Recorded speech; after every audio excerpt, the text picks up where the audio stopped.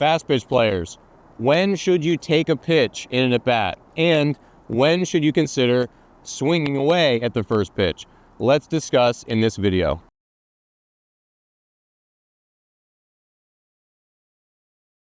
So let's talk through some of the scenarios when you might take a pitch and some of the philosophy behind first pitch swings in general. So let's start with first pitch swinging philosophy in general. Number one, you always want to be ready to hit.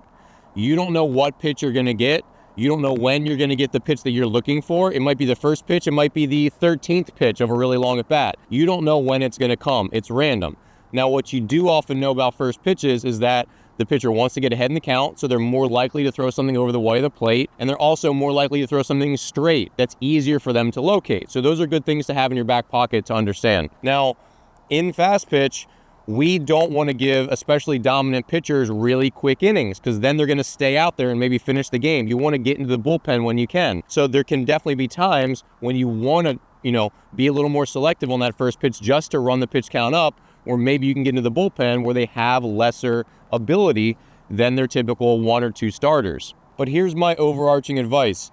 You want to make sure that you're always ready to swing the bat and drive something no matter the count. So if you go up there on the first pitch and you're like, I don't really want to swing. I like taking one. I want to get comfortable with the at bat first. Well, you might get the cookie right down the middle that you're looking for. And the higher levels of play that you get to, the fewer and fewer good quality pitches you will get. You might only get one per at bat. Especially the higher levels, you might get one per at bat. Often you'll get 0 really good pitches to hit. And so mentally, you should be ready to swing the bat. You should be in a mindset where your goal is, if I get a good pitch that I like, I'm going to swing and drive it. Whether it's the first pitch or the 7th or the 12th. You should be ready on every single pitch to drive something. And if you do that, then you'll give yourself the mental edge and the confidence and the aggressiveness to capitalize on that good pitch when you get it. Too many players go up to the plate and in certain counts, they just sort of mentally check out and they're not ready, and then they go, oh crap, I just got a beautiful pitch that I probably could have smashed and it's gone.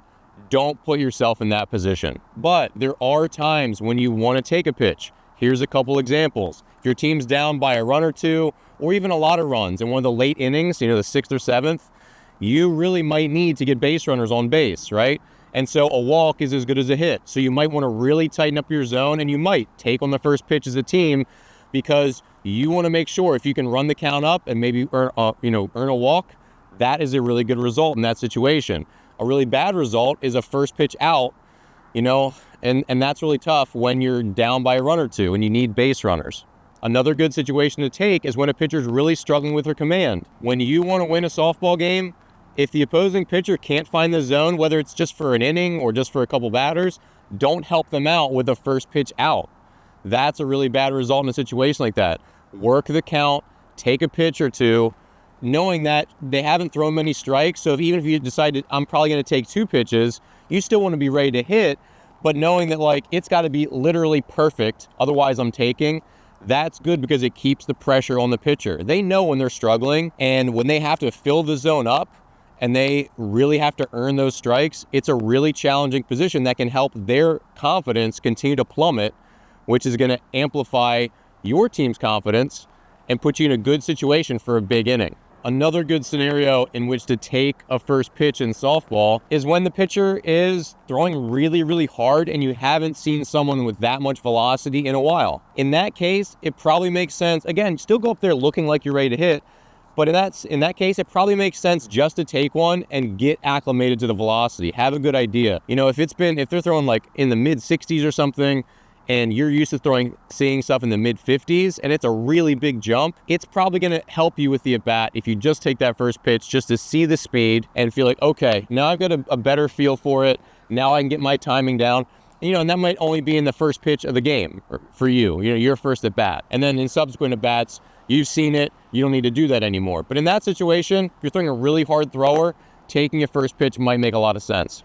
So hopefully this video was helpful. Your approach at the plate as a softball player is really important. And if you want to be the best hitter that you can be, then you have to go up there with a smart, confident approach, understanding yourself, the pitcher, the situation, and what your coach is trying to accomplish for the whole team. When you can do that, you set yourself up for success.